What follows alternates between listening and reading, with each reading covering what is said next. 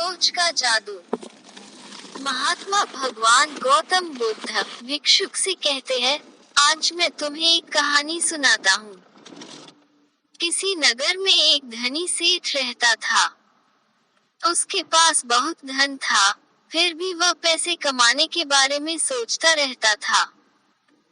एक दिन उस सेठ के यहाँ उसका रिश्तेदार आया। सेठ उसकी खूब खातिरदारी करता है। वे दोनों आपस में बातचीत करते हैं। तब उसका रिश्तेदार कहता है कि सेठ जी, आप ही की तरह एक धनी सेठ था, वह आपसे भी ज्यादा धनी था। वह हमेशा धन कमाने के बारे में सोचता रहता था। सेठ उससे पूछता है, तुम था क्यों बोल रहे हो?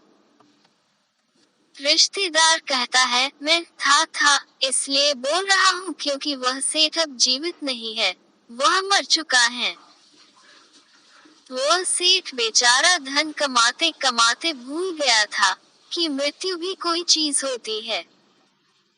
सेठ पूछता है, क्यों, क्या हुआ? कुछ कारण तो होगा।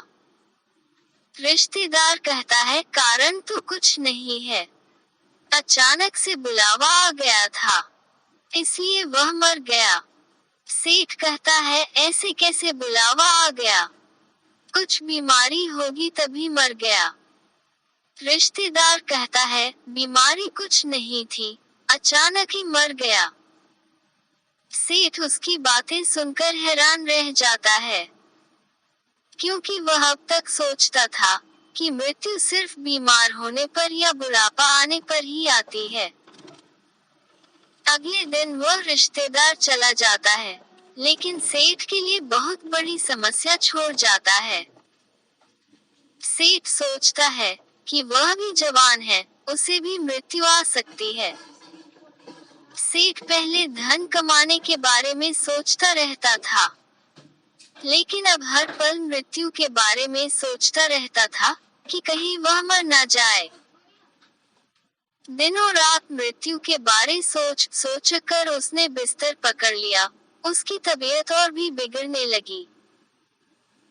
कुछ दिनों बाद उसका दोस्त आता है और सेठ से पूछता है कि तुम इतने बीमार कैसे पड़ गए, क्या हुआ? सेठ उसे सारी बात बता देता है। अगले दिन दोस्त सेठ को एक सन्यासी के पास ले जाता है और कहता है, ये ज्ञानी सन्यासी है, तुम इन्हें अपनी सारी समस्या बताओ, ये तुम्हारा हल जरूर देंगे। सेठ सन्यासी से कहता है, गुरुजी, मैं अभी मरना नहीं चाहता, मैं जीना चाहता हूँ। मुझे डर है कि मैं कहीं मर ना जाऊं। सन्यासी कहता है कि मैं तुम्हारी इस समस्या का अभी हल निकाल देता हूँ। सेठ कहता है, कृपया करके मुझे बताइए। सन्यासी कहते हैं, मैं तुम्हें एक मंत्र बताता हूँ।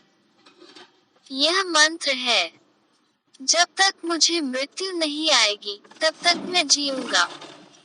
तुम रोज 7 दिनों तक अपने मन में और बाहर इस मंत्र को बोलना और 7 दिनों बाद मेरे पास आना। 7 दिनों बाद सेठ सन्यासी के पास हंसते हुए जाता है और कहता है, गुरुजी धन्यवाद, मैं आपके मंत्र के वजह से ठीक हो गया हूँ, अब मुझे मृत्यु का बिल्कुल भी डर नहीं है। दोस्तों, आप सब सोच रहे होंगे कि इस छोटी सी लाइन में ऐसी क्या बात थी जिससे वह ठीक हो गया।